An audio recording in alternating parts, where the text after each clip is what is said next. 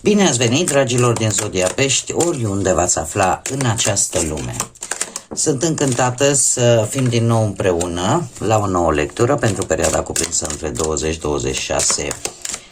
aprilie, așa că toți cei care aveți nu doar soarele, ci și luna, Venus sau poate ascendentul în Zodia Pești, această lectură este de asemenea și pentru voi. Ca de fiecare dată, nu uitați, este totuși o lectură general colectiv, așa că vă rog să luați decât ceea ce va rezona cu voi. Desigur, vreau să le mulțumesc din suflet tuturor celor care sunteți deja aici, care mă susțineți prin mesaje, prin gesturi de apreciere și prin gândurile voastre bune, așa că mii de mulțumiri tuturor. Iar dacă sunteți pentru prima oară aici pe canal, vă urez bun venit, iar dacă la sfârșitul acestei lecturi simțiți că ați rezonat sau pur și simplu v-a plăcut, nu ezitați, abonați-vă și desigur susțineți acest canal printr-un simplu like. Cum amândouă sunt gratuite, unicul lucru necesar este decât dorința fiecăruia dintre voi. Și acum, dragii mei, dragi, haideți să vedem ce este important pentru voi în această nouă săptămână de aprilie. Și avem ceva familiar. Probabil că în această săptămână simțiți nevoia să munciți de acasă, ca să zic așa, sau să stați mai mult în zona voastră de confort. În acel loc în care voi vă simțiți în largul vostru, în care voi vă simțiți bine, ca să zic așa. Și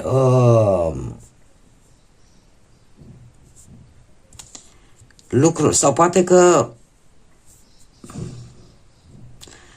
există o situație legată poate de justiție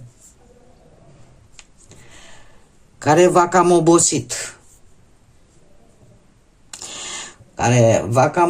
și eu aș spune că cam durează destul de mult timp. E o situație pe care voi trebuie să o suportați, care durează de ceva vreme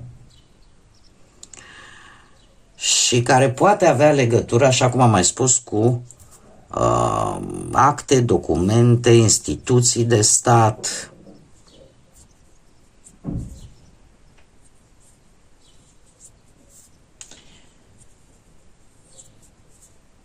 Eu aș spune că e o veste. O veste destul de bună care ar putea să ajungă de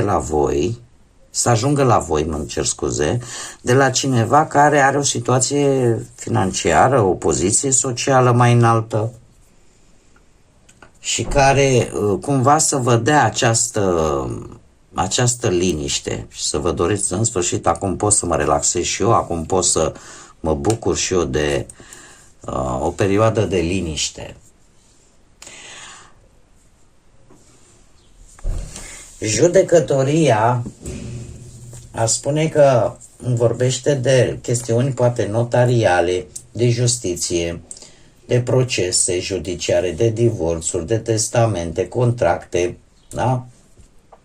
Negocieri sau poate chiar o numire oficială. Ceva care poate să vină, nu știu, decizia voastră de a lucra poate prin intermediul internetului de acasă.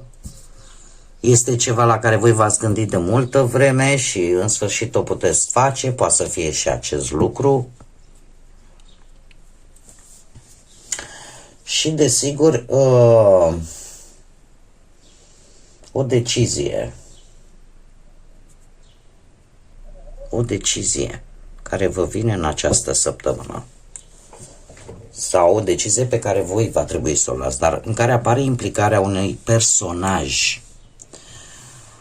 personaj cu situație sau cu, cum să spun eu, poziție înaltă. Haideți să vedem ce ne spune și tarotul pentru voi, dragilor din Pești. Haideți să vedem ce vine pentru dragii mei din Pești în săptămâna 20-26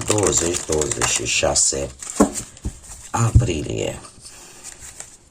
Am o rugăminte, am două personaje care de fiecare dată, cum public lecturile la Pești, zdrang îmi dă cât un dislike. Care, sincer să fiu, dragilor, nu vă mai consumați. Pentru că nu mă afectează acest lucru. Eu știu că de-aia sunt puse acolo și like-urile și dislike-urile, dar nu cred că deranjez atât de tare încât efectiv, cum le public, cum pac, dați imediat pe ele. Știu că lucrurile astea nu apar, dar mie mi-apar, că ce să vezi, eu sunt administratorul acestui cont. Cred că singurul lucru care mi se pare un gest de răutate, de ce? Pentru că se poate crede că dacă îi dau lui nenorocita asta dislike, să vezi tu că nu se mai uită nimeni. Nu, e o eroare. Și ca să nu par ipocrită, nu mă afectează, da? Sub niciun fel. Doar că este atât de insistent, pentru că am urmărit lucrul ăsta de-a lungul ultimelor seturi de lecturi pe care le-am publicat și, într-adevăr, la Pești există, din toate like-urile și toate comentariile posibile, există două energii care efectiv insistă pe acest lucru. Dragii mei, nu vă place. Mi-aș dori din suflet să iasă toate frustrările și toate gândurile voastre negative. Nu vă ajută cu absolut nimic să faceți gesturi de genul ăsta. Simt nevoia să vă spun acest lucru. Nu pentru că eu aș fi perfectă, nu sunt, mă vede Dumnezeu, nu sunt perfectă și nimeni nu este. Dar în același timp, aici pe canal, eu încerc să, în putința în care se poate, în dorința mea, încerc ca persoanele care mă urmăresc să-și dea seama că a face rău este foarte ușor. A face bine este destul de greu. Și nu vreau să mă mai lungesc, dar le doresc la aceste persoane, sper din tot sufletul și le spun cu tot carinio, cu toată sinceritatea, să își rezolve problemele care le are de rezolvat și să lasă aceste mici răutăți. Pentru că pe mine oricum nu mă afectează, doar că insistența lor dă de înțeles că există o anumită invidie, că există anumite frustrări pe care mi-aș dori din tot sufletul să treacă peste. Eu le doresc oricum tot binele. Și haideți să vedem, să continuăm lectura. Am închis paranteza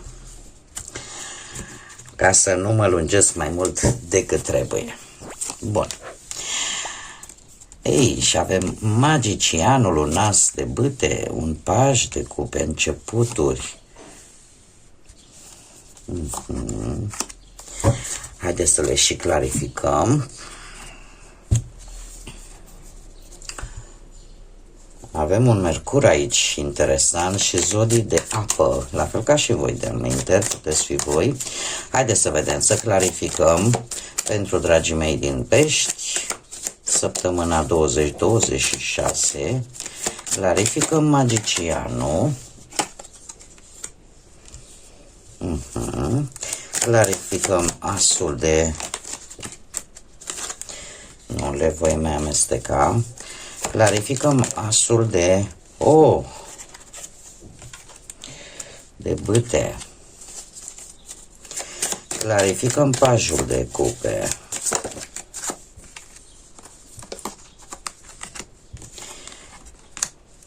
și clarificăm surpriza săptămânii. Clarificăm surpriza săptămânii pentru Pești, te rog. Bun. Haideți să luăm cu începutul. Pe parte profesională avem magicianul și un 3 de bâte. Posibil voi să fiți în așteptare. În așteptarea unui răspuns legat de locul de muncă, legat de viața voastră profesională în general. Magicianul îmi spune că sunt, cum să spun eu, sunt situații în care parcă ți se deschide o mică portiță și asta te poate ajuta să începi ceva, un anumit, cum să spun, un anumit job, un anumit proiect. Poate că unii dintre voi chiar vreți să vă deschideți un mic business și așteptați niște răspunsuri. Vedeți, v-a dat aprobarea, nu v-a dat-o. Este vorba sau așteptați răspunsul la un anumit servici de consultanță, ați consulta pe cineva. Treaba este alta. Faptul că în această săptămână, pe partea asta profesională, e posibil să aveți foarte multe comunicări. Foarte multe comunicări sau chiar drumuri de făcut. În urma primirii acestui răspuns pe care voi îl așteptați, sunteți pregătiți pentru acest răspuns și eu aș spune că parcă și vedeți așa niște rezultate. Da? Este ori o mică afacere pe care voi ați început-o și parcă începe așa să dea rezultate, ori apar noi șanse de colaborare, de parteneriate, sau răspunsul ăsta care îl primiți, comunicările astea pe care voi le aveți, chiar să vă permită niște colaborări, niște rezultate destul de bune. Cumva ceva începe să se miște pe partea asta profesională. Pe partea bănuților, un as de bâte și un 8 de cupe. Foarte interesant. Totul de cupe îmi vorbește de anumite cheltuieli. De anumite cheltuieli sau de renunțarea la ceva financiar care nu mai funcționează. Poate că o anumită investiție. Avem într-adevăr un as de bâte care îmi vorbește în mare parte de oferte. Îmi vorbește de oferte și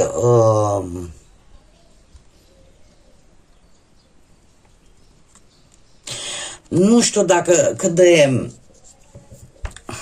cum să spun eu, o ofertă la care voi renunțați, aș zice. De ce? Vi se pare că pierdeți timpul?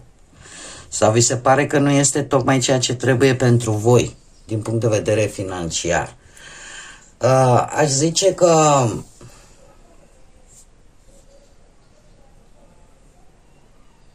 aveți grijă cu cheltuielile impulsive în această săptămână. Nu cheltuiți din impuls, fără să vă gândiți.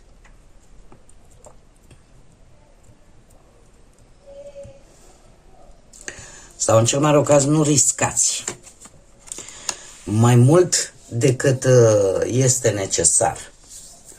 Pentru că totuși îmi apar ori niște pierderi legate de o renunțare, ori niște pierderi legate de ceva în care voi investeți și care nu vă aduc profit.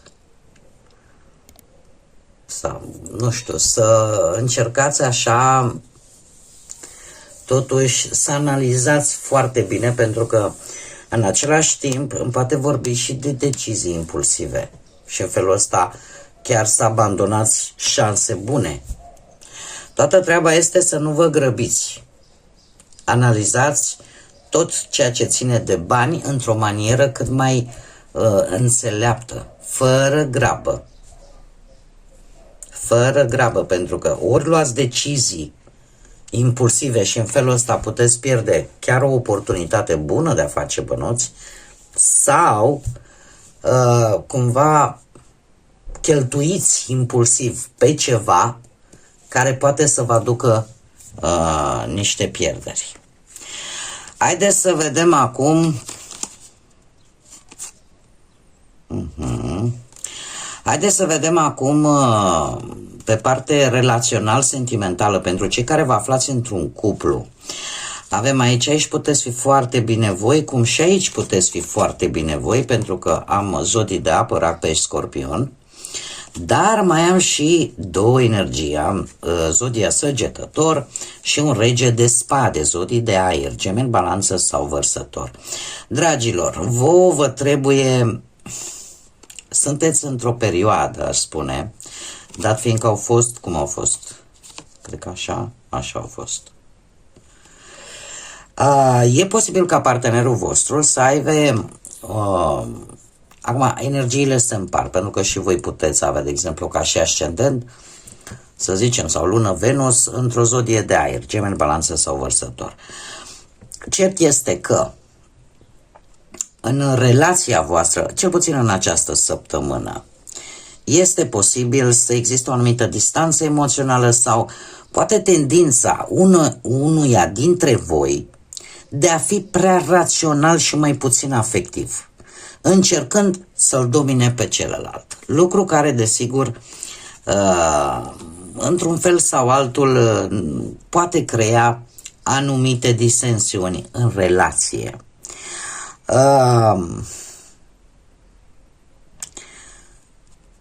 Eu aș spune că cu sprijin, cu ghidare, cu calm, cu echilibru, așa cum bine vedem aici, voi veți încerca, mai ales cei care sunteți de energie masculină, da? Domnii din pești, veți încerca oarecum să calmați spiritele și să mențineți un anumit calm în relația voastră, dar aici este o încercare de a domina.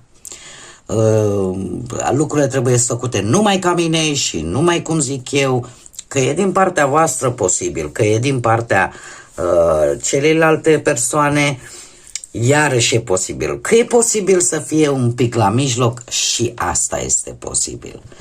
Acum mai putem vorbi și de o energie foarte tânără care cumva să creeze în relația voastră anumite, cum să zic eu,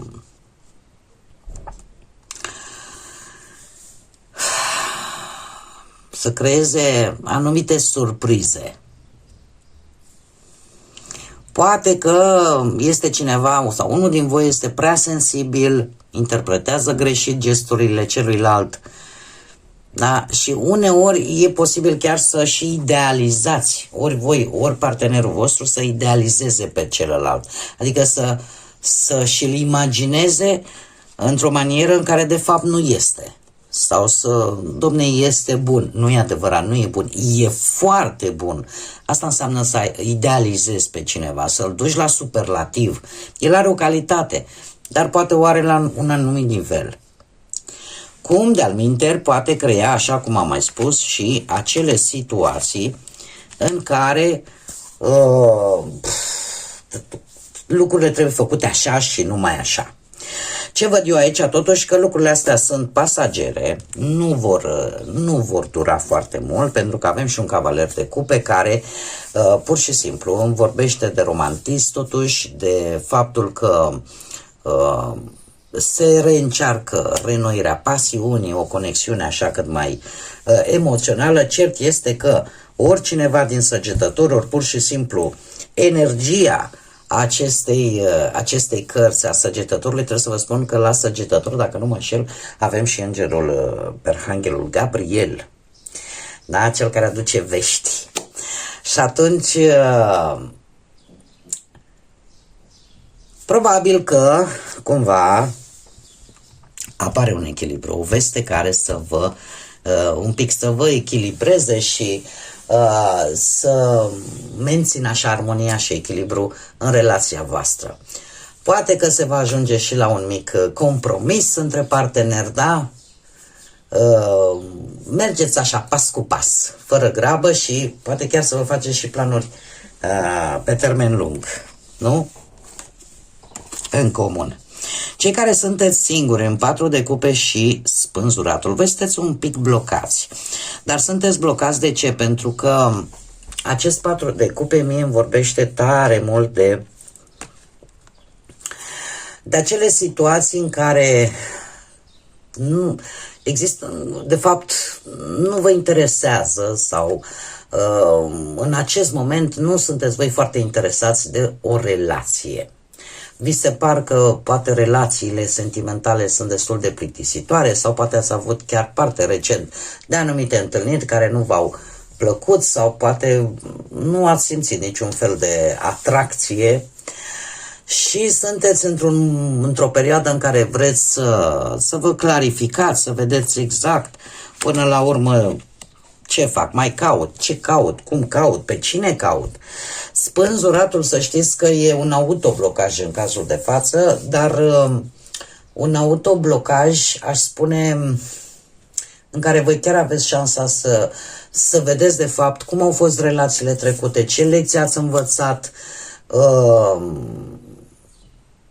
cât timp este nevoie ca voi să vă clarificați de fapt din punct de vedere emoțional, să decideți ce vă doriți de la o relație. Deocamdată nu se întrezărește nimic la orizont, nimic nou, ca să spunem așa. Surpriza pentru voi, dragilor, vine cu atenționare. Atenție în primul și în primul rând la sănătate și la semnalele care vi le dă propriul organism. Atenție la detalii. În general v-am spus de sănătate, mulți care deja mă urmăresc de ceva vreme știu că nu fac decât în situații în care chiar îmi apare acest lucru. Acest 4 de spade îmi vorbește de odihnă. De odihnă, de recuperare, de sentimentul ăsta și se vede chiar cu prima energie. Sentimentul ăsta de a vă relaxa, de a vă odihni, de a avea poate un pic mai multă grijă de sănătatea voastră, de o anumită afecțiune probabil. Și de ce? Pentru că ori poate ați avut o experiență neplăcută, ați învățat din ea și acum știți cum e, când te arzi, sufli și în iaurt. Deci sunteți mult mai atenți la detalii și la o situație în mod special. Veți fi atenți la detalii. Poate că, nu știu, că e vorba de muncă, de bani sau chiar de relațiile voastre în general cu ceilalți. Dar o atenție la detalii necesară pentru confortul vostru, pentru ca vouă să vă fie bine. Haideți să vedem și care e mesajul grădinii magice pentru voi, dragilor din Pești, în săptămâna 20-26 aprilie. Forță.